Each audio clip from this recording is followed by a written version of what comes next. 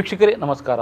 ವೇದಂ ಆರೋಗ್ಯ ಆಯುರ್ವೇದ ಆಸ್ಪತ್ರೆ PF ಕಚೇರಿಯ ಹತ್ತಿರ ವೆಲೆನ್ಸಿಯಾ ಇವರು ಅರ್ಪಿಸುವ ಆಯುರ್ವೇದ ಔಷಧಿಯ ವಿಷಯದಲ್ಲಿ ಅಥವಾ ಆಯುರ್ವೇದ ಚಿಕಿತ್ಸೆ ವಿಷಯದಲ್ಲಿ ವೈದ್ಯರೊಂದಿಗಿನ ಸಂವಾದ ಕಾರ್ಯಕ್ರಮ. ಸೊ ಇವತ್ತಿನ ಕಾರ್ಯಕ್ರಮದಲ್ಲೂ ಕೂಡ ನಮ್ಮ ಎಂದಿನಂತೆ ಡಾಕ್ಟರ್ ಸಚಿನ್ ನಡ್ಕರ್ ಅವರು ನಮ್ಮ ಜೊತೆಗಿದ್ದಾರೆ. ನಿಮಗೆ ಕಾರ್ಯಕ್ರಮಕ್ಕೆ ಸ್ವಾಗತ ಸರ್. ಈ ಆಯುರ್ವೇದ ಚಿಕಿತ್ಸೆ ಅಂದರೆ ನಾವು ಆಯುರ್ವೇದದ ಕಲ್ಪನೆ ಏನು ಅನ್ನೋದನ್ನು ತಿಳ್ಕೊಳ್ಳೋಕೆ ಬಯಸ್ತಾ ಇದ್ದೇವೆ. ಅಂದರೆ ಆಯುರ್ವೇದದ ಬಗ್ಗೆ ಬಹಳಷ್ಟು ಚಿಕಿತ್ಸೆಗಳು ಹೇಳಿದ್ದಾವೆ, ಬಹಳಷ್ಟು ಮಾತಾಡ್ತಾರೆ ಅಥವಾ ನಮಗೆ ಗೊತ್ತಿದೆ ಅಂತ ಹೇಳ್ತಾರೆ. ಆದರೆ ಅದರ ಪರಿಪೂರ್ಣ ಕಲ್ಪನೆ ಅದು ಹೇಗೆ ರೂಪಿತವಾಯಿತು ಅನ್ನೋದ್ರ ಬಗ್ಗೆ ಹೆಚ್ಚಿನ ಬಗ್ಗೆ ಜನರಿಗೆ ಮಾಹಿತಿ ಇರೋದಿಲ್ಲ. ಅದು ಹೇಗೆ ಅಂತ ನೋಡಿ, ಆಯುರ್ವೇದ ಅಂತ ಹೇಳುವಂಥದ್ದು ಒಂದು ಜೀವನ ಶೈಲಿಯನ್ನು ಹೇಳ್ತದೆ. ಮುಖ್ಯವಾಗಿ ಈ ಪದ್ಧತಿಯಲ್ಲಿ ಈ ಸೈನ್ಸ್ ಏನು ಹೇಳುವಾಗ ನಾವು ಮುಖ್ಯವಾಗಿ ಈ ಆಯುರ್ವೇದ ಏನು ಹೇಳ್ಕೊಡ್ತದೆ ಅಂದರೆ ನಾವು ಜೀವನವನ್ನು ಹೇಗೆ ಮಾಡಬೇಕು ಅಂಥೇಳಿ. ಅಂದರೆ ಅಲ್ಲಿ ಯಾವುದೇ ತಪ್ಪುಗಳಿರ್ಬೋದು ಅಥವಾ ಯಾವುದೇ ತಿನ್ನುವಂಥ ಆಹಾರ ಇರ್ಬೋದು ಅಥವಾ ನಾವು ಮಾಡುವಂಥ ಕೆಲಸಗಳಿರ್ಬೋದು ಅಥವಾ ಕೆಲಸಗಳಿಂದ ಬರುವಂಥ ಕಾಯಿಲೆಗಳಿರ್ಬೋದು, ಆ ಕಾಯಿಲೆಯನ್ನು ಹೇಗೆ ಕ್ಯೂರ್ ಮಾಡೋದು ಅಥವಾ ಗುಣ ಮಾಡೋದು, ಇದರ ಬಗ್ಗೆ ಎಲ್ಲ ಡಿಟೇಲ್ ಆಗಿ ಹೇಳೋದೇ ಈ ಆಯುರ್ವೇದ. ಅಂದರೆ ಒಂದು ಜೀವನದ ಸೈನ್ಸ್. ನಾವು ಜೀವನದಲ್ಲಿ ಹೇಗೆ ನಾವು ನಮ್ಮ ರೂಟೀನನ್ನು ರೂಢಿಸ್ಕೊಳ್ಬೇಕು ಅದರ ಬಗ್ಗೆ ಈ ಆಯುರ್ವೇದ ಹೇಳ್ತದೆ. ಸೊ ಆಯುರ್ವೇದದಲ್ಲಿ ಹೇಳಿದಂತಹ ಒಂದು ಪದ್ಧತಿಯಲ್ಲಿ ಹೇಳಿದಂತಹ ಕೆಲವು ಅಂಶಗಳನ್ನು ನಾವು ಜೀವನದಲ್ಲಿ ರೂಢಿಸ್ಕೊಂಡ್ರೆ ಖಂಡಿತವಾಗಿ ನಮಗೆ ಯಾವುದೇ ಒಂದು ರೋಗಗಳು ಬರದಾಗಿ ನೋಡ್ಕೊಳ್ಬಹುದು. ಅಂದರೆ ಸಮದೋಷ ಸಮಾಗ್ನಿ, ಅಂದರೆ ನಮ್ಮ ದೋಷಗಳಿರ್ಬೋದು, ಧಾತುಗಳಿರ್ಬೋದು ಅಥವಾ ಅಗ್ನಿಗಳಿರ್ಬೋದು, ಅದೇ ರೀತಿ ನಮ್ಮ ಮಾನಸಿಕವಾಗಿರುವಂಥ ಎಲ್ಲ ಅಂಶಗಳಿರ್ಬೋದು ಯಾವಾಗ ಸಮನಾಗಿರ್ತದೆ ಆವಾಗ ನಾವು ಅದಕ್ಕೆ ಹೆಲ್ದಿ ಅಂತ ಹೇಳ್ತೇವೆ. ಯಾವಾಗ ಈ ಹೆಲ್ದಿನೆಸ್ಸನ್ನು ಯಾರಿಗೆ ಮೇಂಟೈನ್ ಮಾಡಲಿಕ್ಕೆ ಅವರ ಜೀವನದಲ್ಲಿ ಅವರು ಕಲ್ತಿರ್ತಾರೆ ಅಂಥವರಿಗೆ ಯಾವುದೂ ಕಾಯಿಲೆ ಬರೋದಿಲ್ಲ. ಯಾರು ತಪ್ಪುಗಳನ್ನು ಮಾಡ್ತಾರೆ ಆವಾಗ ಅದನ್ನು ಕಾಯಿಲೆಯನ್ನು ಹೇಗೆ ಗುಣ ಮಾಡ್ಬೋದು ಅಂತ ಹೇಳೋದನ್ನು ಈ ಆಯುರ್ವೇದ ಹೇಳಿದೆ. ಸೊ ಖಂಡಿತವಾಗಿ ಈ ಆಯುರ್ವೇದ ಅಂತ ಹೇಳುವಂಥದ್ದು ಒಂದು ಭಂಡಾರ. ಅದರಲ್ಲಿ ತುಂಬ ಡೀಪ್ ಸೈನ್ಸ್. ಅದು ಬೇಸಿಕಲಿ ಅದನ್ನು ಕರೆಕ್ಟಾಗಿ ಯಾರೂ ಅಷ್ಟೇ ಅದನ್ನು ಓದ್ತಾ ಹೋದಾಗ ನಮಗೆ ಅರ್ಥ ಆಗ್ತದೆ ಎಷ್ಟು 5,000 ವರ್ಷದ ಮೊದಲೇ ಎಷ್ಟು ಆ ಕಾಲದಲ್ಲಿ ಸಂವಿಧಾನದಲ್ಲಿ ಸೈನ್ಸಲ್ಲಿ ಎಷ್ಟು ಮುಂದುವರೆದಿತ್ತು, ಅದನ್ನು ಯಾರು ಡೀಪ್ ಆಗಿ ಅದನ್ನು ಸ್ಟಡಿ ಮಾಡಿ ಎಷ್ಟು ಅಧ್ಯಯನ ನಡೆಸಿದ್ರು ಅಂತ ಖಂಡಿತವಾಗಿ ಯಾರು ಅದನ್ನು ಡೀಪ್ ಆಗಿ ಸ್ಟಡಿ ಮಾಡಿರ್ತಾರೆ ಅವರಿಗೆ ಅರ್ಥ ಆಗ್ತದೆ ಅದರ ಇಂಪಾರ್ಟೆನ್ಸ್ ಏನು, ಆ ಕಾಲದಲ್ಲಿ ಅದನ್ನು ಎಷ್ಟು ವಿವರವಾಗಿ ಇದು ಎಕ್ಸ್ಪ್ಲೇನ್ ಮಾಡಿದ್ದಾರೆ ಅಂತ ಹೇಳಿ. ಅಂದರೆ ನಮ್ಮ ದೇಹ ರಚನೆ ಹೇಗಾಗಿದೆ, ಅದಕ್ಕೆ ತಕ್ಕ ಹಾಗೆ ನಾವು ಏನನ್ನು ಸೇವಿಸಬೇಕು, ಏನನ್ನು ಸೇವಿಸಬಾರದು ಅನ್ನೋದನ್ನು ಸ್ಪಷ್ಟವಾಗಿ ಹೇಳಿಕೊಟ್ಟಿದೆ. ಅದರ ಆಧಾರದಲ್ಲಿ ನಾವು ಬದುಕಿದರೆ ನಮಗೆ ರೋಗ ಬರೋದಿಲ್ಲ.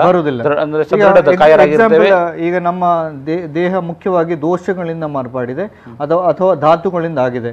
ಯಾವಾಗ ನಾವು ತಿನ್ನುವಂಥ ಆಹಾರದಲ್ಲಿರುವಂತಹ ಈ ದೋಷಗಳು, ಅದು ವಾತದೋಷ ಇರ್ಬೋದು ಅಥವಾ ಪಿತ್ತ ದೋಷ ಇರ್ಬೋದು ಅಥವಾ ಕಫದೋಷ ಇರ್ಬೋದು, ಅದೇ ರೀತಿ ಎನ್ವೈರನ್ಮೆಂಟಲ್ ಫ್ಯಾಕ್ಟರ್ ಅಂತ ಹೇಳ್ತೇವೆ. ಅಂದರೆ ಭೌಗೋಳಿಕವಾಗಿ ನಮ್ಮ ದೇಹದಲ್ಲಿರುವ ನಮ್ಮ ಎನ್ವೈರನ್ಮೆಂಟಲ್ ಫ್ಯಾಕ್ಟರ್ಸ್ ಏನಾಗಿರುತ್ತೆ, ಅದು ಮಳೆ ಇರ್ಬೋದು, ಗಾಳಿ ಇರ್ಬೋದು ಅಥವಾ ಅಗ್ನಿ ಇರ್ಬೋದು, ಈ ಥರ ಬೇರೆ ಬೇರೆ ಪಂಚಮಹಾಭೂತಗಳು ನಮ್ಮ ದೇಹದ ಮೇಲೆ ಇಂಪ್ಯಾಕ್ಟ್ ಆದಾಗ ನಮ್ಮ ದೇಹದಲ್ಲಿರುವಂತಹ ತ್ರಿದೋಷಗಳಲ್ಲಿ ಅದು ವಾತದೋಷ ಇರ್ಬೋದು, ಪಿತ್ತದೋಷ ಇರ್ಬೋದು, ಕಫದೋಷ ವೃದ್ಧಿಯಾಗಿ ನಮ್ಮ ಧಾತುಗಳು ಬದಲಾವಣೆ ಆದಾಗ ನಮಗೆ ಬೇರೆ ಬೇರೆ ಕಾಯಿಲೆಗಳು ಬರುವಂಥ ಸಾಧ್ಯತೆ ಇರ್ತದೆ. ಸೊ ಯಾವಾಗ ಈ ಕಾಯಿಲೆಗಳು ಬರ್ತವೆ ಅದನ್ನು ಅರ್ಥ ಮಾಡಿಕೊಂಡು ಯಾರು ಆಯುರ್ವೇದದಲ್ಲಿ ಹೇಳಿದಂತಹ ಈ ಪದ್ಧತಿಯನ್ನು ಅಥವಾ ಸೈನ್ಸನ್ನು ರೂಢಿಸಿಕೊಂಡು ಅವರು ಅಳವಡಿಸಿಕೊಂಡು ಹೋಗ್ತಾರೆ, ಅದರೊಟ್ಟಿಗೆ ನಾವು ಖಂಡಿತವಾಗಿ ಆ ದೋಷಗಳನ್ನು ನಾವು ಕಂಟ್ರೋಲ್ ಇಟ್ಕೊಳ್ಬೋದು. ಅದೇ ರೀತಿ ಯಾವುದು ಕಾಯಿಲೆ ಬರೋದಾಗಿ ನಾವು ನೋಡ್ಕೊಳ್ಬೋದು. ನಮಗೆ ಆಯುರ್ವೇದದಲ್ಲಿ ನಾನು ಬಹಳಷ್ಟು ವೈದ್ಯರೊಂದಿಗೆ ಮಾತಾಡಿದ ಹಾಗೆ ಅಥವಾ ನಿಮ್ಮೊಂದಿಗೆ ಮಾತಾಡಿದ ಬಗ್ಗೆ ತಿಳಿದಿರುವಂತೆ ಈ ಕಾಲಗಳಿಗೆ ಅನುಗುಣವಾಗಿ ನಮ್ಮ ಆಹಾರ ಪದ್ಧತಿಯನ್ನು ಬದಲಾಯಿಸಿಕೊಳ್ಬೇಕು, ಕಾಲಕ್ಕೆ ಅನುಗುಣವಾಗಿ ನಮ್ಮ ಜೀವನ ಶೈಲಿಯನ್ನು ಬದಲಾಯಿಸಿಕೊಳ್ಬೇಕು. ಅದಕ್ಕೆ ನಾವು ಕಾಲಕ್ಕೆ ನಾವು ಹೊಂದಿಕೊಳ್ಳದೇ ಇದ್ರೆ ನಮ್ಮ ದೇಹ ಕೂಡ ಅದಕ್ಕೆ ಆವಾಗ ರೋಗದ ಅದು ಗೋಡಾಣ ಆಗಿ ಮಾಡ್ಕೊಳ್ತದೆ. ಈಗ ಋತುಚರ್ಯ ಅಂತ ಹೇಳುವಂತ ಒಂದು ಕ್ಲಾಸಿಕ್ ಬುಕ್ಕಲ್ಲಿ ಒಂದು ಪಾಠನೇ ಇದೆ. ಆ ಋತುಚರ್ಯ ಅಂತ ಹೇಳುವಂಥಲ್ಲಿ ಮುಖ್ಯವಾಗಿ ಬೇರೆ ಬೇರೆ ಋತುಗಳಲ್ಲಿ, ಅಂದರೆ ಈ ವರ್ಷ ಋತು ಇರ್ಬೋದು ಅಥವಾ ಶರದ್ ಋತು ಇರ್ಬೋದು ಅಥವಾ ಹೇಮಂತ ಋತು ಇರ್ಬೋದು, ಶಿಶಿರ ಋತು ಇರ್ಬೋದು, ಹೀಗೆ ಬೇರೆ ಬೇರೆ ಋತುಗಳಲ್ಲಿ ಏನು ತಿನ್ನಬೇಕು, ಏನು ತಿನ್ನಬಾರ್ದು, ಏನು ಮಾಡಬೇಕು, ಏನು ಮಾಡಬಾರ್ದು. ಮುಖ್ಯವಾಗಿ ಈ ಆಷಾಢ ಅಂತ ಹೇಳುವಂಥ ಕಾಲದಲ್ಲಿ ಈ ಟೈಮಲ್ಲಿ ನಮ್ಮ ದೇಹದ ಬಲ ತುಂಬ ಕಮ್ಮಿ ಆಗಿರುತ್ತೆ. ಅಂದರೆ ಇಮ್ಯುನಿಟಿ ಪವರ್ ಇರ್ಬೋದು ಅಥವಾ ದೇಹದ ಬಲ, ಅಂದರೆ ಯಾವುದೇ ಒಂದು ಕೆಲಸ ಮಾಡಲಿಕ್ಕೆ ಇರ್ಬೋದು ಅಷ್ಟು ಶಕ್ತಿ ಇರುವುದಿಲ್ಲ. ಅದರೊಟ್ಟಿಗೆ ನಮಗೆ ದೇಹದಲ್ಲಿರುವಂಥ ಇಮ್ಯುನಿಟಿ, ಅಂದರೆ ಉತ್ತರಾಯಣ ಮತ್ತು ದಕ್ಷಿಣಾಯಣದ ಮಧ್ಯದ ಕಾಲ ಇದು. ಈ ಕಾಲದಲ್ಲಿ ನಮಗೆ ತುಂಬ ಈ ವ್ಯಾಧಿಯನ್ನು, ಅಂದರೆ ಅದು ಯಾವುದೋ ಒಂದು ರೋಗವನ್ನು ತಡೆಯುವಷ್ಟು ಶಕ್ತಿ ಇರುವುದಿಲ್ಲ, ಸಾಮರ್ಥ್ಯ ಇರುವುದಿಲ್ಲ. ಸೊ ಅದಕ್ಕೆ ಈ ಕಾಲದಲ್ಲಿ ಬೇರೆ ಬೇರೆ ರೋಗಾಣುಗಳು ಬರ್ತವೆ, ರೋಗಾಣುಗಳು ನಮ್ಮನ್ನು ಅಟ್ಯಾಕ್ ಮಾಡ್ತದೆ, ಬೇರೆ ಬೇರೆ ಕಾಯಿಲೆಗಳು ಬರುವಂಥ ಸಾಧ್ಯತೆ ಜಾಸ್ತಿ ಇರ್ತದೆ. ಸೊ ಈ ಕಾಲದಲ್ಲಿ ಆದಷ್ಟು ನಾವು ಈ ಇಂಡೇಷನ್ ಆಗದಾಗೆ ನೋಡ್ಕೊಳ್ಬೇಕು. ಅಂದರೆ ನಮ್ಮ ಜೀರ್ಣ ಬಲ, ಅಂದರೆ ನಮಗೆ ಹಸಿವಾಗುವಂಥ ಲಕ್ಷಣ ಇರ್ತದೆ, ಆದರೆ ನಾವು ತಿಂದಂಥ ಆಹಾರ ಅಷ್ಟು ಚೆನ್ನಾಗಿ ಜೀರ್ಣ ಆಗೋದಿಲ್ಲ. ಅಂದರೆ ಈ ಕಾಲದಲ್ಲಿ ತ್ರಿದೋಷಗಳು ವೃದ್ಧಿಯಾಗಿರ್ತದೆ. ಸೊ ಈ ಟೈಮಲ್ಲಿ ನಾವು ಖಂಡಿತವಾಗಿ ಯಾವತ್ತೂ ಅಷ್ಟೇ ಹೆವಿ ಊಟ ಮಾಡುವಂಥದ್ದು ಇರ್ಬೋದು, ಹೆವಿ ತಿನ್ನುವಂಥದ್ದು ಇರ್ಬೋದು, ಅಥವಾ ಮೋಷನ್ ಗಟ್ಟಿ ಆಗುವಾಗೆ ತಿನ್ನುವಂಥದ್ದು ಇರ್ಬೋದು, ಖಂಡಿತವಾಗಿ ನಾವು ಅವಾಯ್ಡ್ ಮಾಡಬೇಕಾಗ್ತದೆ. ಆದಷ್ಟು ಲೈಟ್ ಫುಡ್ ತಿನ್ನಬೇಕಾಗ್ತದೆ. ಅದರೊಟ್ಟಿಗೆ ನಮಗೆ ಯಾವುದೇ ಒಂದು ಕಾಯಿಲೆ ಬರದಾಗೆ ನಾವು ನೋಡ್ಕೊಳ್ಳೋದು ತುಂಬ ಇಂಪಾರ್ಟೆಂಟ್ ಆಗಿರುತ್ತೆ. ಬಿಕಾಸ್ ನಮ್ಮ ಈ ಟೈಮಲ್ಲಿ, ಈ ಆಷಾಢ ಋತುಯಲ್ಲಿ ಅಥವಾ ಆಟಿ ಕಾಲದಲ್ಲಿ ನಮಗೆ ಖಂಡಿತವಾಗಿ ರೋಗದ ಒಂದು ಶಕ್ತಿ ಜಾಸ್ತಿ ಇರ್ತದೆ. ನಮ್ಮ ದೇಹದ ಶಕ್ತಿ ಕಮ್ಮಿ ಇರುವಾಗ ನಮಗೆ ಬೇರೆ ಬೇರೆ ಕಾಯಿಲೆಗಳು ಬರುವಂತ ಸಾಧ್ಯತೆ ಇರ್ತದೆ. ಸರ್, ನೀವು ಆಷಾಢ ಮತ್ತು ಆಟಿಯನ್ನು ಇಲ್ಲಿ ಪ್ರಸ್ತಾಪ ಮಾಡಿದ್ರಿ, ಅದರಿಂದ ಅದಕ್ಕೆ ಪೂರಕವಾದ ಕೆಲವು ಪ್ರಶ್ನೆಗಳನ್ನು ಕೇಳಬೇಕು ಅಂತ ಅನಿಸ್ತಾ ಇದೆ ನನಗೆ. ಇಲ್ಲಿ ತುಳುನಾಡಿನಲ್ಲಿ ಮುಖ್ಯವಾಗಿ ಆಟಿಗೆ ಸಂಬಂಧಪಟ್ಟಂತೆ ಕೆಲವು ತಿಂಡಿ ತಿನಿಸುಗಳನ್ನು ಅಂದ್ರೆ ವಿಶೇಷವಾಗಿ ರೂಪಿತಗೊಳ್ತವೆ. ಆ ತಿಂಡಿಗಳ ಆಧಾರದಲ್ಲಿ ಹೇಳುವುದಾದರೆ ಆಯುರ್ವೇದಕ್ಕೆ ಪೂರಕವಾಗಿ ಏನನ್ನ ಹೇಳ್ಬೋದು? ಅದೇ ಖಂಡಿತವಾಗಿ ಹೇಳ್ತದೆ. ಈ ಕಾಲದಲ್ಲಿ ಒಂದು ಮುಖ್ಯವಾಗಿ ಮೊದಲಿನ ಕಾಲದಲ್ಲಿ ಆ ಟೈಮಲ್ಲಿ ತುಂಬ ಮಳೆ ಬರುವಂಥ ಕಾಲ. ಈ ಮಳೆ ಬರುವಂಥ ಕಾಲದಲ್ಲಿ ಅವರಿಗೆ ತರಕಾರಿ ಮಾಡುವಂಥದ್ದು ಇರ್ಬೋದು, ಅಥವಾ ಯಾವುದೇ ಒಂದು ಮಾಡುವಂಥ ಪ್ರಕ್ಕಳಿ ಇರಲಿಲ್ಲ ಅವ್ರ ಮನೆಯಲ್ಲಿ ಇರುವಂಥದ್ದು. ಅದೇ ರೀತಿ ಮನೆಯ ವಾತಾವರಣದಲ್ಲಿ ಯಾವುದು ಗಿಡಗಳು ಸಿಗ್ತದೆ ಆ ಗಿಡಗಳ ಮೂಲಕ ಅದರಲ್ಲಿ ಮಾಡಿದ ಆಹಾರವಾಗಿ ಸೇವಿಸ್ತಿದ್ದಾರೆ. ಯಾಕಂದರೆ ಆ ಕಾಲದಲ್ಲಿ ಅವರಿಗೆ ಬೇಕಾಗಿರುವಂಥ ತರಕಾರಿಗಳು ಅಥವಾ ಯಾವುದೇ ವಸ್ತುಗಳು ಸಿಗ್ತಿರಲಿಲ್ಲ. ಇದು ಒಂದು ಕಾರಣ. ಅದರೊಟ್ಟಿಗೆ ಈ ತರಕಾರಿಗಳು ಅಥವಾ ಏನು ಇದರಲ್ಲಿ ಹೇಳಿದೆ ಅದನ್ನೆಲ್ಲ ತಿನ್ನುವುದರಿಂದ ನಮ್ಮ ದೇಹದಲ್ಲಿ ರೋಗನಿರೋಧಕ ಶಕ್ತಿ ಸಹ ಜಾಸ್ತಿ ಆಗ್ತದೆ. ಅದು ಸಹ ಒಂದು ಕಾರಣ ಆಗ್ತದೆ. ಅದೇ ರೀತಿ ನಾಳ್ದು 11ನೇ ತಾರೀಕಿಗೆ ಆಟಿ ಅಮಾವಾಸ್ಯೆ ಬರ್ತದೆ. ಆ ದಿವಸ ನಾವು ಪಾಲೆದ ಕಷಾಯ ನಾವು ಕುಡಿತೇವೆ. ಅದು ಸಹ ಒನ್ಸ್ ಅಗೇನ್ ಅದೇ ಏನೇ ಎಕ್ಸ್ಪ್ಲೇನ್ ಮಾಡ್ತದೆ ಅಂದರೆ ನಮ್ಮ ದೇಹದಲ್ಲಿರುವಂತಹ ಜಂತುಗಳಿರ್ಬೋದು, ಅಂದರೆ ಈ ಕಾಲದಲ್ಲಿ ನಮ್ಮ ಆಹಾರದಲ್ಲಿ, ಅಂದರೆ ಮುಖ್ಯವಾಗಿ ನೀರಿನಲ್ಲಿರ್ಬೋದು, ಆಹಾರದಲ್ಲಿರ್ಬೋದು, ಬೇರೆ ಬೇರೆ ಜಂತುಗಳು ನಮ್ಮ ಹೊಟ್ಟೆಗೆ ಹೋಗ್ತಿರ್ತದೆ. ಈ ಹಾಲೆ ಮರದ ಕಷಾಯ ಆ ಟೈಮಲ್ಲಿ, ಅಂದರೆ ಅಮಾವಾಸ್ಯೆ ದಿವಸ ಅದರದ್ದು ಎಫಿಕಸಿ ತುಂಬ ಇರ್ತದೆ, ಅಂದರೆ ಅದರ ಗುಣ ತುಂಬ ಚೆನ್ನಾಗಿರ್ತದೆ. ಸೊ ಆ ದಿವಸ ನಾವು ಅದನ್ನು ಕುಡಿದಾಗ ನಮ್ಮ ದೇಹದಲ್ಲಿರುವಂಥ ಈ ಜಂತು ರೋಗಗಳಿರ್ಬೋದು, ಅದೇ ರೀತಿ ನಮ್ಮ ಇಮ್ಯುನಿಟಿ ಇಂಪ್ರೂವ್ ಮಾಡಲಿಕ್ಕೆ ತುಂಬ ಹೆಲ್ಪ್ ಮಾಡುವ ಕಾರಣ ಆ ಟೈಮಲ್ಲಿ ನಾವು ತಗೊಳ್ತೇವೆ. ಅಲ್ಲಿ ಕಷಾಯದ ವಿಷಯವನ್ನು ಪ್ರಸ್ತಾಪ ಮಾಡಿದರೆ, ಈ ಕಷಾಯದ ವಿಷಯ ಅಂದರೆ ಇನ್ನೂ ಸೂರ್ಯನ ಬೆಳಕು ಬರುವ ಮೊದಲು ಅದರ ತೆಗೆದುಕೊಂಡು ಬರಬೇಕು ಅನ್ನುವಂಥದ್ದು ಹೇಳ್ತಾರೆ. ಸೊ ಇದು ಅವಶ್ಯಕತೆ ಇದೆಯಾ? ಅದೇ ನಮ್ಮ ಆಯುರ್ವೇದದಲ್ಲಿ ಹೇಳಿದ ಪ್ರಕಾರ ಯಾವುದೇ ಒಂದು ಗಿಡವನ್ನು, ಯಾವುದೇ ಅಷ್ಟೇ ಈ ಹಾಲೆ ಕಷಾಯ ಇರ್ಬೋದು ಅಥವಾ ತುಳಸಿ ಇರ್ಬೋದು, ಯಾವುದೇ ಒಂದು ಔಷಧಿ ಗುಣ ಇರುವಂಥ ಒಂದು ಔಷಧಿಯ ಗಿಡವನ್ನು ಒಂದು ಪದ್ಧತಿಯ ಮೂಲಕ ನಾವು ಅದನ್ನು ಕಲೆಕ್ಟ್ ಮಾಡಬೇಕಾಗ್ತದೆ. ಮುಖ್ಯವಾಗಿ ಯಾವುದೇ ಒಂದು ಗಿಡವನ್ನು ಕಲೆಕ್ಟ್ ಮಾಡುವಾಗ ಅದಕ್ಕೆ ಅದರದೇ ಒಂದು ಟೈಮ್ ಹೇಳಿದ್ದಾರೆ. ಬೆಳಿಗ್ಗೆ ಹೊತ್ತು ಇರ್ಬೋದು, ಸಂಜೆ ಹೊತ್ತು ಇರ್ಬೋದು, ಅಥವಾ ರಾತ್ರಿ ಹೊತ್ತು ಇರ್ಬೋದು. ಆ ಟೈಮಲ್ಲಿ ಅದನ್ನು ಕಲೆಕ್ಟ್ ಮಾಡಿದರೆ ಅದರ ಎಫಿಕಸಿ ಜಾಸ್ತಿ ಇರ್ತದೆ, ಅಂದರೆ ಅದರ ಗುಣಗಳು ಜಾಸ್ತಿ ಇರ್ತದೆ. ಸೊ ಮುಖ್ಯವಾಗಿ ಬೆಳಿಗ್ಗೆ ಹೊತ್ತಿಗೆ ಈ ಗಿಡದ ಈ ಕಷಾಯದ ಈ ರಸ ಜಾಸ್ತಿ ಇರುವ ಕಾರಣ, ಬೆಳಿಗ್ಗೆ ಹೊತ್ತಿಗೆ ಅರ್ಲಿ ಮಾರ್ನಿಂಗ್ ಆ ಹೊತ್ತಿಗೆ ರಸ ಇರುವ ಕಾರಣ ನಾವು ಅದೇ ಹೊತ್ತಿಗೆ ಅದನ್ನು ಕಲೆಕ್ಟ್ ಮಾಡಿ ನಾವು ಅದನ್ನು ತಗೊಂಡ್ರೆ ತುಂಬ ಉತ್ತಮ ಅಂತ ಹೇಳ್ತಾರೆ. ಸೊ ಅದರಿಂದ ಮತ್ತೆ ಇಲ್ಲಿ ಒಂದು ಕಷಾಯದಲ್ಲಿ ವಿಷವಾಗುವ ಮಾರ್ಪಡುವ, ಅಂದರೆ ಬೇರೆ ಮರವನ್ನು ಖಂಡಿತವಾಗಿ ಅದಕ್ಕೆ ಸಬ್ಸ್ಟಿಟ್ಯೂಟ್ ಹಾಗೆ ಕಾಣುವಂಥ ಮರದಲ್ಲಿ ನಾವು ತೊಗಟೆಯನ್ನು ತಗೊಂಡ್ರೆ ಖಂಡಿತವಾಗಿ ನಾವು ಅದು ವಿಷವಾಗಿ ನಿಮಗೆ ಸಪ್ತಪರ್ಣ ಅಂತ ಹೇಳುವಂಥ ಗಿಡ ಕರೆಕ್ಟಾಗಿ ನಾವು ನೋಡುವಾಗ ಕರೆಕ್ಟಾಗಿ ಗೊತ್ತಾಗ್ತದೆ. ಅಲ್ಲಿ 7 ಎಲೆ ಇರುವಂಥ ಒಂದು ಮರ ಇರ್ತದೆ. ಆ ಮರದ ತೊಗಟೆಯನ್ನು ನಾವು ತೆಗೆದು ಅದನ್ನು ಜಜ್ಜಿ ಅದನ್ನು ಕಷಾಯ ಮಾಡಿ ನಾವು ಕುಡಿದ್ರೆ ಖಂಡಿತವಾಗಿ ತುಂಬ ಒಳ್ಳೆಯದು. ಹಾಲೆ ಮರ ಅಂತ. ಹೌದು. ಈ ವರ್ಷ ಸಹ ನಾವು ನಮ್ಮ ಆಯುರ್ವೇದ ಹಾಸ್ಪಿಟ್ಲಲ್ಲಿ ವೆಲ್ಲಿಂಗ್ಶದಲ್ಲಿ ನಾವು ಈ ಹಾಲೆ ಮರದ ಕಷಾಯದವನ್ನು ಉಚಿತವಾಗಿ ನಾವು ಕೊಡ್ತಾ ಇದ್ದೇವೆ. ಸುಮಾರು 4-5 ವರ್ಷದಿಂದ ಇದನ್ನು ಮಾಡ್ತಾ ಇದ್ದೇವೆ. ಲಾಸ್ಟ್ ಇಯರ್ ಅಷ್ಟೇ ಒಂದು 300-400 ಜನರಿಗೆ ನಾವು ಈ ಕಷಾಯವನ್ನು ಕೊಟ್ಟಿದ್ದೇವೆ. ಈ ಸಲ ಸಹ ನಾವು ನಮ್ಮ ಊರಿನ ಜನಗಳಿಗೆ ನಾವು ಖಂಡಿತವಾಗಿ ನಾವು ಅರೇಂಜ್ ಮಾಡ್ತಾ ಇದ್ದೇವೆ. ಸೊ ಖಂಡಿತವಾಗಿ ನಮ್ಮ ಆಸ್ಪತ್ರೆಗೆ ಬೆಳಿಗ್ಗೆ 7 ಗಂಟೆಗೆ ಬಂದು ಅದನ್ನು ಖಂಡಿತವಾಗಿ ಅವರು ಸ್ವೀಕರಿಸಬಹುದು. ಬೆಳಿಗ್ಗೆ 7 ಗಂಟೆಯಿಂದ 7 ಗಂಟೆಯಿಂದ 9-10 ಗಂಟೆವರೆಗೂ ನಾವು ಕೊಡ್ತೇವೆ. ಆದಷ್ಟು ಬಂದು ಖಂಡಿತವಾಗಿ ನೀವು ಕಲೆಕ್ಟ್ ಮಾಡಿ. ಸೊ ಇದಕ್ಕೆ ಏನು ವಿಶೇಷ ಫೀಸ್ ಅಂತ ಏನಾದರೂ? ಏನಿಲ್ಲ, ಅದು ಉಚಿತವಾಗಿ ನಾವು ಪ್ರತಿ ವರ್ಷ ಮಾಡ್ತಾ ಇದ್ದೇವೆ. ನಮಗೊಂದು ಅದೊಂದು ಸೇವೆ ಮನೋಭಾವ ಹೌದು, ತುಂಬಾ ಖುಷಿ ಕೊಡ್ತದೆ. ಬಿಕಾಸ್ ಈ ಸಪ್ತಪರ್ಣ ಅಂತ ಹೇಳುವಂಥದ್ದು ಆಯುರ್ವೇದದಲ್ಲಿ ಹೇಳಿದಂಥ ಒಂದು ಮುಖ್ಯವಾದ ಗಿಡ. ಇದರಲ್ಲಿ ಮರ ಆ್ಯಕ್ಚುಲಿ ಈ ತೊಗಟೆ ಇರ್ಬೋದು ಅಥವಾ ಬೇರು ಇರ್ಬೋದು, ಎಲೆ ಇದನ್ನು ಬೇರೆ ಬೇರೆ ಔಷಧಿಯಾಗಿ ನಾವು ಬೇರೆ ಬೇರೆ ಕಷಾಯಗಳಲ್ಲಿ ನಾವು ಯೂಸ್ ಮಾಡ್ತೇವೆ. ಬಟ್ ಇಲ್ಲಿ ನಾವು ಒಂದು ನಮ್ಮ ಸಂಸ್ಕೃತಿ ನಮ್ಮ ಸಂಪ್ರದಾಯ ಅದೇ ರೀತಿಯ ಒಂದು ಔಷಧಿ ಗುಣ ಇರುವಂಥ ಒಂದು ಗಿಡವನ್ನು ಒಟ್ಟಿಗೆ ಒಂದು ಪದ್ಧತಿ ಇದೆ, ಅದಕ್ಕೆ ನಾವು ಸಹ ಅದನ್ನು ಕೊಡ್ತಾ ಇದ್ದೇವೆ, ಮುಂದುವರಿಸಿಕೊಂಡು ಹೋಗ್ತಾ ಇದ್ದೇವೆ. ಸೊ ಆಯುರ್ವೇದ ಚಿಕಿತ್ಸೆ ವಿಷಯದಲ್ಲಿ ಅಥವಾ ಆಯುರ್ವೇದದ ಬಗ್ಗೆ ಒಂದಿಷ್ಟು ಮಾಹಿತಿ ಪಡಿಬೇಕಾಗಿದೆ ಇನ್ನಷ್ಟು. ಅದಕ್ಕಿಂತ ಮೊದಲು ಸಣ್ಣ ವಿರಾಮ.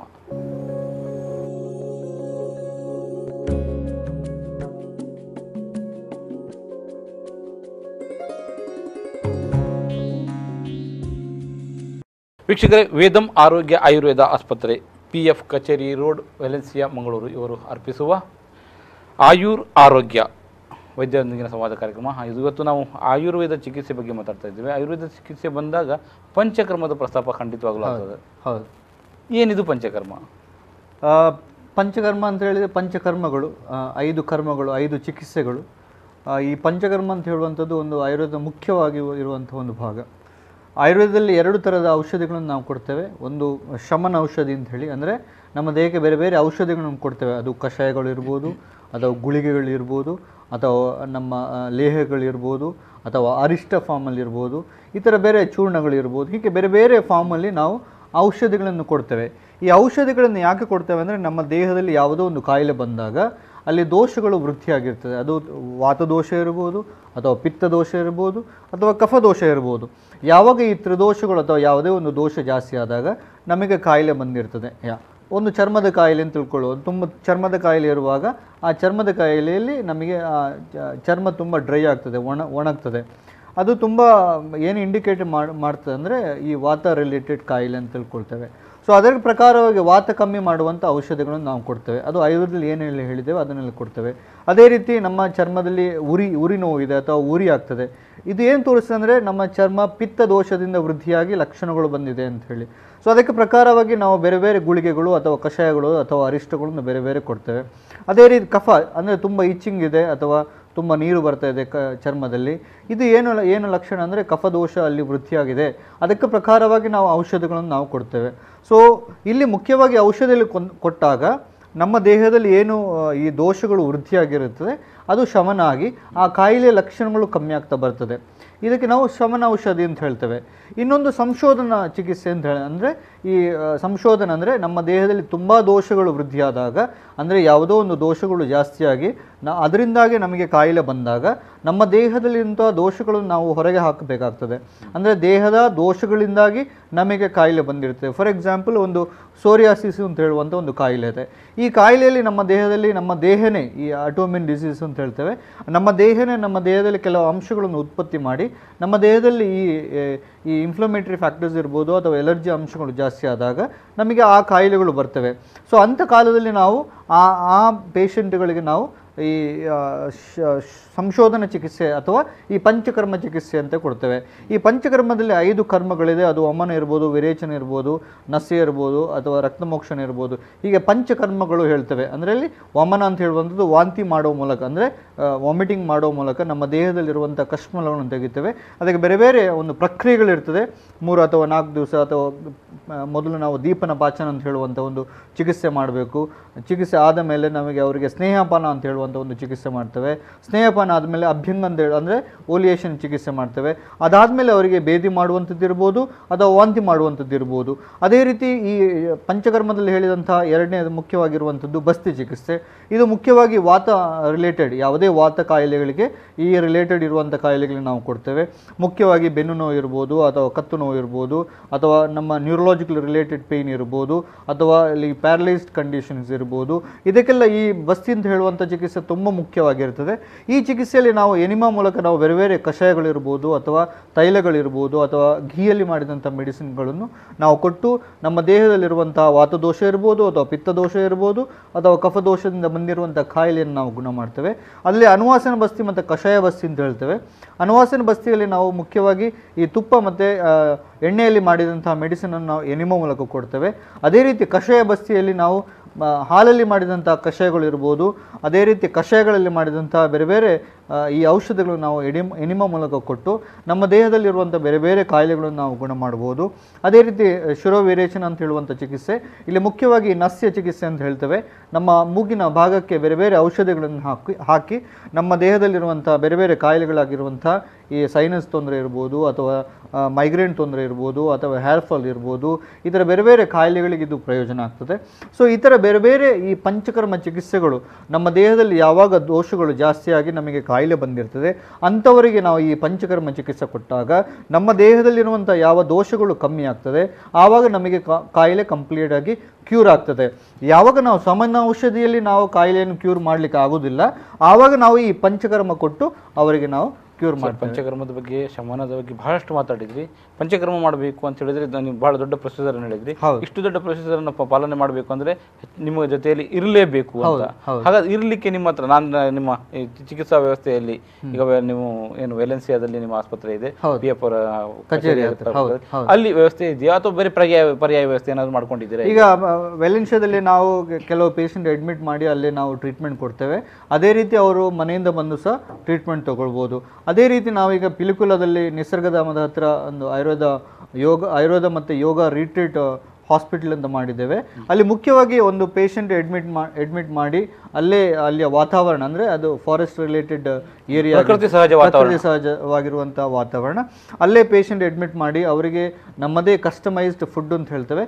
ಈ ಬೇರೆ ಬೇರೆ ನಮ್ಮ ಆಯುರ್ವೇದ ಚಿಕಿತ್ಸೆಗೆ ನಾವು ನಮ್ಮದೇ ಆದಂಥ ಫುಡ್ ಕೊಡಬೇಕಾಗ್ತದೆ. ಮುಖ್ಯವಾಗಿ ಈ ಪಂಚಕರ್ಮ ಅಥವಾ ಚಿಕಿತ್ಸೆ ಮಾಡುವಾಗ, ಶೋಧನ ಚಿಕಿತ್ಸೆ ಮಾಡುವಾಗ ನಾವು ಅವರಿಗೆ ಕಸ್ಟಮೈಸ್ಡ್ ಅಂದರೆ ಅವರ ಕಾಯಿಲೆಗೆ ಅನುಸಾರವಾಗಿ, ಅವರ ಚಿಕಿತ್ಸೆಗೆ ಅನುಸಾರವಾಗಿ ನಾವು ಮೆಡಿಸಿನ್ ಕೊಡಬೇಕಾಗ್ತದೆ. ಅದಕ್ಕೆ ನಾವು ಪಿಲಿಕುಲದಲ್ಲಿರುವಂಥ ವೇದಮಾರೋಗ್ಯ ಆಯುರ್ವೇದ ಈ ರಿಟ್ರೀಟ್ ಸೆಂಟರಲ್ಲಿ ನಾವು ಮುಖ್ಯವಾಗಿ ಅವರಿಗೆ ಬೇರೆ ಬೇರೆ ವ್ಯವಸ್ಥೆಗಳನ್ನು ಮಾಡ್ತೇವೆ. ಅಲ್ಲಿ ಕಾಟೇಜ್ ವ್ಯವಸ್ಥೆ ಇರ್ಬೋದು ಅಥವಾ ರೂಮಿನ ವ್ಯವಸ್ಥೆ ಇರ್ಬೋದು.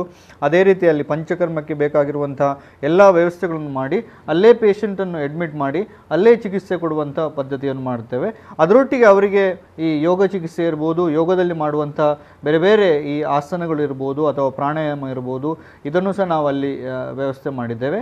ಸೊ ಮುಖ್ಯವಾಗಿ ನನ್ನ ಉದ್ದೇಶ ಏನಂದರೆ ಅಲ್ಲಿ ಹೋಲಿಸ್ಟಿಕ್ ಆಗಿ ಅವರಿಗೆ ಅಲ್ಲೇ ಸ್ಟೇ ಮಾಡಿಕೊಂಡು, ಮುಖ್ಯವಾಗಿ ಅವರ ಮೊಬೈಲ್ ಇರ್ಬೋದು ಅಥವಾ ಟಿವಿಯನ್ನು ಆದಷ್ಟು ಅವಾಯ್ಡ್ ಮಾಡಿಕೊಂಡು ಅವರ ವಾತಾವರಣದಲ್ಲಿ ಇದ್ದುಕೊಂಡು ಅಲ್ಲಿ ಚಿಕಿತ್ಸೆ ಪಡ್ಕೊಂಡ್ರೆ ಅವರಿಗೆ ಖಂಡಿತವಾಗಿ ಒಳ್ಳೆಯದಾಗ್ತದೆ. ಇದು ಮುಖ್ಯವಾಗಿ ನಾವು ಈ ಪಿಲಿಕುಲದಲ್ಲಿರುವಂಥ ವೇದಮಾರೋಗ್ಯ ಆಯುರ್ವೇದ ಮತ್ತು ಯೋಗ ರಿಟ್ರೀಟಲ್ಲಿ ನಾವು ವ್ಯವಸ್ಥೆ ಮಾಡಿದ್ದೇವೆ. ಅಲ್ಲಿ ಅಲ್ಲಿ ಅಡ್ಮಿಟ್ ಆಗಬೇಕಂದ್ರೆ ಹೇಗೆ? ಅಂದರೆ ಅಲ್ಲಿ ನೀವು ಬಂದು ಕನ್ಸಲ್ಟ್ ಮಾಡಿ, ಡಾಕ್ಟ್ರನ್ನ ಕನ್ಸಲ್ಟ್ ಮಾಡಿದ ಮೇಲೆ ಅವರಿಗೆ ಯಾವ ಕಾಯಿಲೆ ಇರ್ತದೆ ಆ ಕಾಯಿಲೆ ಪ್ರಕಾರವಾಗಿ ನಾವು ಅವರಿಗೆ ಅಡ್ವೈಸ್ ಮಾಡ್ತೇವೆ ಎಷ್ಟು ದಿವಸ ಇರಬೇಕು ಅಂತ ಹೇಳಿ. ಅದು 7 ಡೇಸ್ ಇರ್ಬೋದು ಅಥವಾ 10 ಡೇಸ್ ಇರ್ಬೋದು ಅಥವಾ 14 ಡೇಸ್ ಇರ್ಬೋದು ಅಥವಾ 21 ಡೇಸ್ ಇರ್ಬೋದು. ಮುಖ್ಯವಾಗಿ ಅವರ ಕಾಯಿಲೆಗೆ ಅನುಸಾರವಾಗಿ ನಾವು ಕನ್ಸಲ್ಟ್ ಮಾಡಿ ಹೇಳ್ತೇವೆ. ಅವರು ಅಲ್ಲೇ ಸ್ಟೇ ಮಾಡಿಕೊಂಡು ಅವರಿಗೆ ಫುಡ್ಡಿದ ವ್ಯವಸ್ಥೆ ಇರ್ಬೋದು ಅಥವಾ ಯೋಗದ ವ್ಯವಸ್ಥೆ ಇರ್ಬೋದು, ಅದೇ ಪಂಚಕರ್ಮ ಚಿಕಿತ್ಸೆ ಅಲ್ಲೇ ನಾವು ಟ್ರೀಟ್ಮೆಂಟ್ ಕೊಡ್ತೇವೆ. ಮತ್ತು ಕೌನ್ಸಿಲಿಂಗ್ ಇರ್ಬೋದು, ಯೋಗ ಇರ್ಬೋದು, ಇದೆಲ್ಲ ಆದಾಗ ಏನಾಗ್ತದೆ ಅಂದರೆ ಓವರಾಲ್ ಆಗಿ ಅವರಿಗೆ ಕಾಯಿಲೆ ಗುಣ ಮಾಡುವಾಗೆ ನಾವು ಪ್ರಯತ್ನ ಮಾಡ್ತೇವೆ. ಪಿಲಿಕುಳದ ನಿಮ್ಮ ಆಸ್ಪತ್ರೆಯ ವಾತಾವರಣ ಹೇಗೆ ಅಂದರೆ ನಾವೊಂದು ಕಲ್ಪನೆಯನ್ನು ಕಟ್ಟಿಕೊಡ್ಲಿಕ್ಕೆ ಸಾಧ್ಯ ಇದೆಯಾ? ಅದೇ ಮುಖ್ಯವಾಗಿ ಅಂದರೆ ಅದು ಹಾಸ್ಪಿಟಲ್ ಥರ ಅಂತಲ್ಲ, ಅಲ್ಲಿ ಕಾಟೇಜ್ಗಳಿದೆ, ರೂಮ್ಗಳಿದೆ. ಒಂದು ನಿಮಗೆ ಗೊತ್ತಿರ್ಬೋದು, ಒಂದು ಕೇರಳದಲ್ಲಿ 4 ಒಂದು ಗುತ್ತಿನ ಮನೆ ನಿಮಗೆ ಗೊತ್ತಿರ್ಬೋದು, ಅದೇ ಥರದ ವ್ಯವಸ್ಥೆ ಮಾಡಿದ್ದೇವೆ. ಅದೇ ರೀತಿ ವಾತಾವರಣ ಹೇಗಿದೆ ಅಂದರೆ ಈ ಕಾಡು ಮಧ್ಯದಲ್ಲಿರುವಂಥ ಒಂದು ವಾತಾವರಣ, ಅದರಲ್ಲಿ ಯಾರದೇ ಒಂದು ಕಿರಿಕಿರಿಗಳಿಲ್ಲ ಅಥವಾ ಜಂಜಾಟಗಳಿಲ್ಲ. ಮತ್ತು ಆದಷ್ಟು ನಾವು ಯಾರೇ ಬಂದರೂ ಸಹ ಈಗ ಏನು ಅಡ್ಮಿಟ್ ಆಗಿರ್ತಾರೆ ಅವರು ಖಂಡಿತವಾಗಿ ಅವರಿಗೆ ಸಹ ಹೇಳ್ತೇವೆ, ನಾವು ಮುಖ್ಯವಾಗಿ ನಿಮ್ಮ ಮೊಬೈಲ್ ಇರ್ಬೋದು ಅಥವಾ ಈಗ ಹೊಸ ಹೇಗೆ ಬಂದಿದೆ ಅಂದರೆ ಈ ಡಿಜಿಟಲ್ ಡಿಟಾಕ್ಸಿಫಿಕೇಷನ್ ಅಂತ ಬೇಕಾಗಿದೆ. ಡಿಜಿಟಲ್ ಡಿಟಾಕ್ಸಿಫಿಕೇಷನ್ ಅಂದರೆ ನಾವು ಮೊಬೈಲ್ ಇರ್ಬೋದು ಅಥವಾ TV ಇರ್ಬೋದು, ಇದಕ್ಕೆ ಖಂಡಿತವಾಗಿ ನಾವೊಂದು ಡಿಪೆಂಡ್ ಆಗಿದ್ದೇವೆ.